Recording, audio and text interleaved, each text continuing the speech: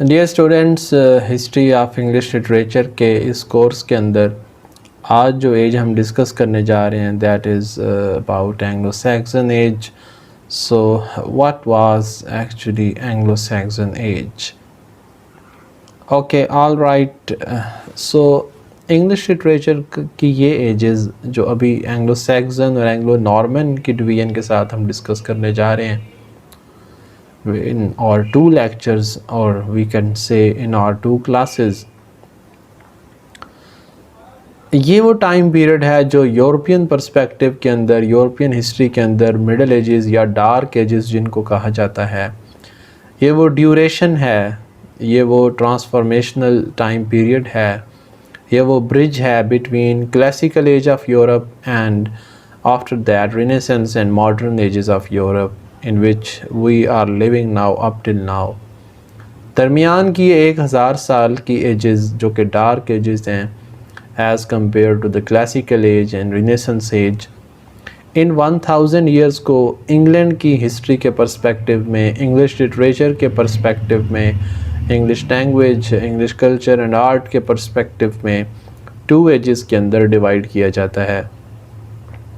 The first age is Anglo Saxon age and second age is Anglo Norman age. अभी हम first age discuss करेंगे and that is Anglo Saxon age. Anglo Saxon age को ही old English as भी कहा जाता है और इस टाइम पीरियड जो कि 476 से लेकर 1066 तक का ये टाइम पीरियड है, 476 से लेके 1066 ईस्वी तक का ये दौरानिया, more or less round about we can say these 5 centuries. इन 5 सदियों में इंग्लिश लिटरेचर के अंदर क्या डेवलपमेंट्स हुई और इस टाइम पीरियड के इम्पोर्टेंट राइटर्स कौन से थे, इस टाइम पीरियड को एंग्लो-सैक्सन एज क्यों कहते हैं, आज की इस क्लास में हम ये सब चीज़ें देखेंगे. अच्छा, इसी एज को ओल्ड इंग्लिश एज भी कहा जाता है. अब ये ओल्ड इंग्लिश एज इसी टाइम पीरियड की जो इंग्लिश लैंग्वेज है उसको ओल्ड इंग्लिश भी कहा जाता है, जैसे कि इसमें बेवुल्फ पोएम है, ये भी अभी आप इसको देखेंगे. तो इस टाइम पीरियड की जो ओल्ड इंग्लिश है अभी भी यूरोपियन कंट्रीज़ के अंदर या इंग्लिश जो नेटिव स्पीकर्स हैं उनके यहाँ एज अ सेपरेट डिसिप्लिन, एक सेपरेट जानरा ऑफ लैंग्वेज या लैंग्वेज की एक स्पेसिफ़िक वर्नैक्युलर के तौर पे, एक स्पेसिफ़िक लैंग्वेज के तौर पे इसको लर्न किया जाता है, पढ़ाया जाता है ओल्ड इंग्लिश के नाम से. इस पर आपको फेसबुक पर ग्रुप भी मिलेंगे ओल्ड इंग्लिश के नाम से, जहाँ पर ओल्ड इंग्लिश जो है एंग्लो-सैक्सन एज की इंग्लिश, इसको स्टडी करने के हवाले से, इस टाइम पीरियड के राइटर्स की लैंग्वेज को समझने के हवाले से आपको डिस्कशंस मिलेंगी. आपको वो पार्टिसिपेंट्स इन ग्रुप्स में मिलेंगे जो इस लैंग्वेज को जानते हैं. हमारे लिए इस लैंग्वेज को समझना यकीनन that's very complicated and difficult one. All right, so Anglo Saxon age goes back to 476 to 1066. इस एंग्लो-सैक्सन एज अच्छा, अब चूँकि साथ साथ हमने देखना है कि इंग्लिश इमर्ज कैसे हो रही है, इंग्लिश लैंग्वेज जैसे जैसे England as an independent country emerge होगा वैसे वैसे इंग्लिश लैंग्वेज डेवलप होगी, इंग्लिश लिटरेचर डेवलप होगा. तो हिस्टोरिकल पर्सपेक्टिव में थोड़ा सा बैकग्राउंड यहाँ पे शेयर करते हैं कि हमने लेक्चर नंबर 2 में रोमन एम्पायर के डिस्कशन पढ़ी, लेक्चर नंबर 3 के अंदर हमने बाइजेंटियन एम्पायर की डिस्कशंस पढ़ी. अब ये जो रोमन एम्पायर के टाइम पीरियड के अंदर बिफोर 576 यानी कि 500 ईयर्स जो फर्स्ट थे आफ्टर क्राइस्ट, उसके अंदर इस जगह पे जिसको अब इंग्लैंड कहते हैं, यहाँ पर था क्या? There was a great Britain. So British isles जो बरतानवी जजीरे जिनको हम कहते हैं, यहाँ पे क्या हालात थे, थोड़ा सा इसको स्टडी करते हैं. 43 AD Roman conquest of great Britain. 43 ईस्वी के अंदर जो रोमन एम्पायर थी उन्होंने इन बरतानवी जजीरों को कॉलोनाइज़ कर लिया, इनको अपनी डोमेन में शामिल कर लिया, यानी कि रोमन्स के हाथों कंक्वेस्ट हुई ग्रेट ब्रिटेन की 43 आफ्टर क्राइस्ट में. इसके बाद ये रोमन एम्पायर के अंडर चला गया ग्रेट ब्रिटेन। अब आप यहाँ पे हिस्टोरिकल फैक्ट ये देखें कि ये वो ग्रेट ब्रिटेन है जिसमें बाद में इंडिया एंड पाकिस्तान सब कॉन्टिनेंट को कॉलोनाइज़ किया और डिफरेंट कंट्रीज़ को कॉलोनाइज़ किया, यूनाइटेड स्टेट्स ऑफ अमेरिका को कॉलोनाइज़ किया। ये ग्रेट ब्रिटेन किसी ज़माने के अंदर ख़ुद कॉलोनाइज्ड रहा है बाय रोमन एम्पायर, ये ख़ुद किसी का महकूम रहा है। 220 ईस्वी के अंदर फिर सैक्सन्स ने यहाँ पर हमले किए, रेड किए। 286 से लेके 296 के दौरान यहाँ पे ब्रिटानिक एम्पायर कायम हुई, जो कि एक रोमन मिलिट्री कमांडर जिसने बगावत की थी रोमन मिलिट्री से, उसने अपनी इंडिपेंडेंट एम्पायर ब्रिटानिका एम्पायर यहाँ पे कायम की। 383 के अंदर रोमन्स ने यहाँ से विदड्रा करना शुरू कर दिया और 450 ईस्वी के अंदर Angles, Saxons, Jutes, Frisians began to occupy Great Britain land by Hengist. ये बहुत से कबाइल थे जिनको लीड किया हेंगिस्ट ने, और ये कबाइल 450 ईस्वी में मुख्तलिफ़ टाइम्स के अंदर हमला आवर होते रहे ग्रेट ब्रिटेन पर। ये एक बैकग्राउंड था जहाँ से एंग्लो सैक्सन एज स्टार्ट होती है, यानी कि अब तक इंग्लैंड नेटिव जो इसके पीपल थे वो कौन थे, वो ये कबाइल यहाँ पर आके आबाद हुए, इन्होंने हमले किए। ये ट्राइब्स जो थे एंगल सैक्सन्स एंड ज्यूट्स वगैरह, इन्होंने आकर यहाँ पर अटैक्स किए और इस एरिए को ऑक्यूपाई करना शुरू किया। नेक्स्ट इसको देखते हैं। अब ये वो लोग थे जिनसे इंग्लैंड के जो नेटिव मकामी बाशिंदे हैं, वो जिन्हें कहा जाता है यहाँ से इंग्लैंड की मकामी जो लोकल नेटिव पॉपुलेशन है वो स्टार्ट होती है। एंग्लो सैक्सन एज को ओल्ड इंग्लिश एज भी कहा जाता है, और जैसा कि हमने बताया कि ये 1000 साल मिडल एजेस हैं, तो उन मिडल एजेस में से ये पहले 500 साल जो कि एंग्लो सैक्सन और ओल्ड इंग्लिश एज है, इसको अर्ली मिडल एजेस कहा जाता है, और बाद में जो एंग्लो नॉर्मन या मिडल इंग्लिश एज है उसको लेटर मिडल एजेस कहा जाता है यूरोपियन हिस्ट्री के पर्सपेक्टिव में। सैक्सन्स कौन थे? Saxons spread of Angles red and Saxons yellow.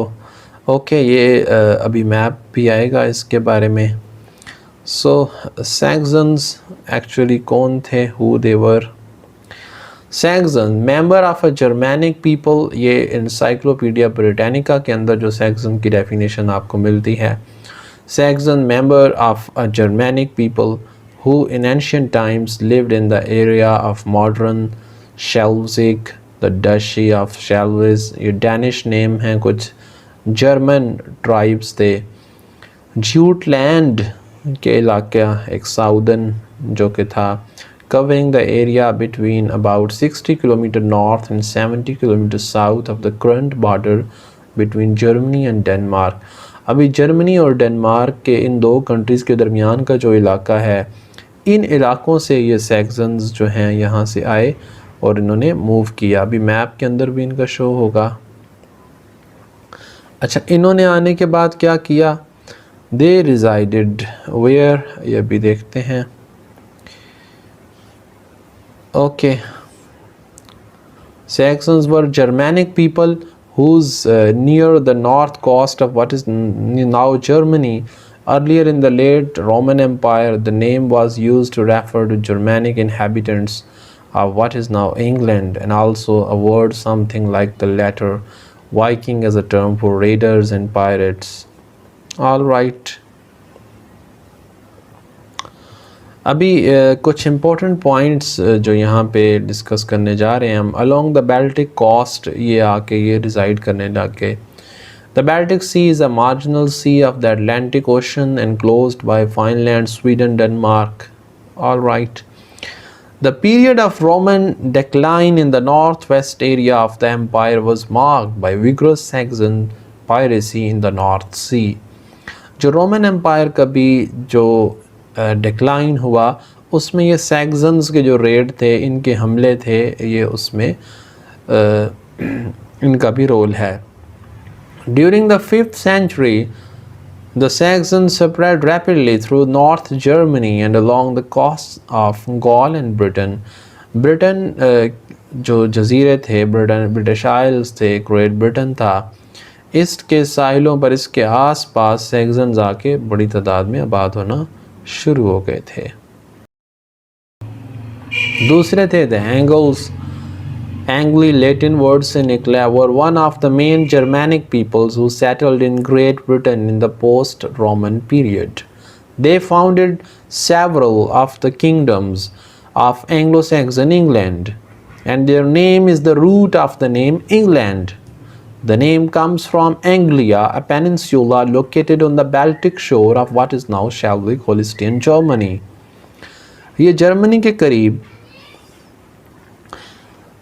के करीब ही उसके कोस्ट पर जो ये एरिया था एंग्लिया, जिससे ये लोग एंगल्स आए थे, और यही रूट वर्ड है जिससे बाद में एंग्लो लैंड बना के जहाँ पे एंगल्स रहते थे वो एंग्लो लैंड इनकी सरज़मीन कहलाई। और जो सैक्सन्स वाला इंग्लैंड था जिसको बाद में एंग्लो सैक्सन इंग्लैंड किंगडम का नाम दिया, वो इंग्लैंड जिसमें एंगल्स और सैक्सन्स इसके आबाई बाशिंदे थे। अब ये एंगल्स जो आए ये एंग्लिया से आए थे, सो इनका नाम एंगल्स था, ये ट्राइब्स। सो इससे इस जो लैंड थी, ये कंट्री था, ये एरिया था ब्रिटेन, इसका नाम बना एंग्लो लैंड, और इससे बना फिर इंग्लैंड, और उसी से फिर इंग्लिश लैंग्वेज। सो एंग्लो सैक्सन एज इसको क्यों कहते हैं आप समझ गए होंगे, और इसको एंग्लो सैक्सन इंग्लैंड भी कहते हैं। Map of the Roman Empire under Hadrian rule 138 showing then homeland of the Angles on the Jutland Peninsula in today's Germany and Denmark. इस मैप को भी आप गौर से देख सकते हैं जूम करके। इसके अंदर कहाँ कहाँ पे रोमन एम्पायर उस वक्त तक पहुँच चुकी थी और ज्यूट्स कहाँ आबाद थे। सबसे इम्पोर्टेंट चीज़ जो पंजाब पब्लिक सर्विस कमीशन के एग्ज़ाम के हवाले से इम्पोर्टेंट है आप लोगों के लिए, that is the literature of old English as.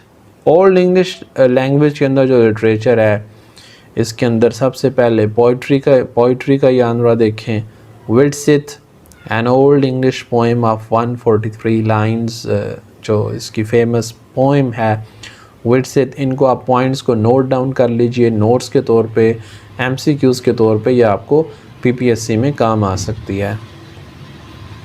N old English poem of 143 lines, the poem survives only in the Exeter Book. Exeter Book का जो है इसमें ये सर्वाइव करती है।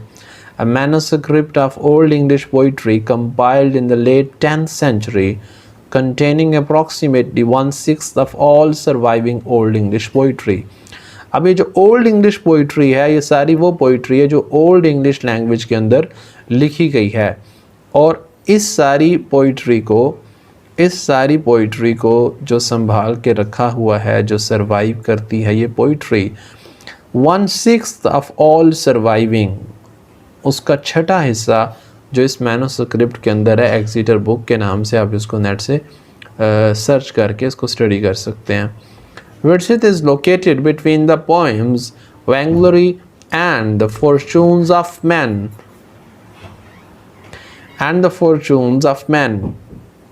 सेकेंड इम्पॉर्टेंट पोएम जो कि हिस्ट्री ऑफ इंग्लिश लिटरेचर की बहुत सारी बुक्स के अंदर आप ये नाम सुनते रहे होंगे, and that is Beowulf। So Beowulf is a very important poem। Tale of Adventures of Beowulf। Beowulf जो कि इस पोएम का हीरो है, उसके एडवेंचरस स्टोरीज इस पोएम के अंदर हैं। तो ये पोएम्स कौन कौन सी ओल्ड इंग्लिश एज की थी ये आपको नाम याद होने चाहिए। Then Wald here tells how Walter of Aquitaine withstood a host of foes in the passes of Vosges। So how he survived, and they talked about that. They are also called Deor's Lament, Old English heroic poem of 42 lines, one of the two surviving Old English poems to have a refrain. The other is fragmentary Wolf and Eadwasser। It is the complaint of a Scop minstrel Deor। ये एक minstrel था Dior, जिसने who was replaced at his court by another minstrel and deprived of his lands and his lord's favor, जिसको अपनी जो उसको दे इख्तियारात दिए हुए थे उससे हटा दिया गया, तो उसने कंप्लेंट्स की। तो ये डियोर्स पोइम है, डियोर के नाम से ओल्ड इंग्लिश पोइम। 42 लाइंस की ये पोइम थी और ये उन दो ओल्ड इंग्लिश पोइम्स में से है जिनमें रिफ्रेन यूज़ होती है। रिफ्रेन जैसा कि आप जानते हैं लिटरेरी फॉर्म्स के अंदर आपने इस चीज़ को पढ़ा होगा। Then there is another famous work of this age, that is Fall of the Angels. इसके बाद religious poets Anglo Saxon period के दो MCQs के लिए ये भी आपने नाम याद रखने हैं, that is कैडमन एंड साइनवुल्फ। इसके बाद प्रोज़ के अंदर ओल्ड इंग्लिश के अंदर प्रोज़ की डेवलपमेंट कहाँ तक हुई। प्रोज़ के अंदर किंग एल्फ्रेड जो किंग ऑफ वेजिक्स थे, he is said to be pioneer of English prose का बानी इसको कहा जाता है, क्योंकि ओल्ड इंग्लिश में ही इंग्लिश लिटरेचर की बुनियादें रखी गई। Translated, he also translated Latin chronicles in English. Latin जो हिस्टोरिकल डॉक्यूमेंट्स थे हिस्ट्री के ऊपर, वो इन्होंने इंग्लिश लैंग्वेज के अंदर ट्रांसलेट किए और इस तरह ओल्ड इंग्लिश एज में ओल्ड इंग्लिश के अंदर इंग्लिश लैंग्वेज में इंग्लिश प्रोज़ की इन्होंने बुनियाद रखी। दैट एल्फ्रिक प्रीस्ट, इसने रिलीजियस सरमन्स दिए in the form of poetic prose. So इनके जो रिलीजियस सरमन्स थे, that is also foundation for English prose. ये आपके सामने कुछ एग्ज़ाम्पल हैं, कुछ वर्क हैं ओल्ड इंग्लिश की राइटिंग। अगर आप इसको देखें तो यू कैन नॉट जज what is written on it, so you can not read actually what is written here. ये ओल्ड इंग्लिश है। Would you like to dare to read this? I think it's so complicated and difficult to read this. Anglo Saxon age से Anglo Norman age की तरफ जो shift आती है वो एक हिस्टोरिकल इवेंट है कि last Anglo Saxon king Harold ने इसको शिकस्त हुई बैटल ऑफ हेस्टिंग्स के अंदर, जो कि 1066 में लड़ी गई।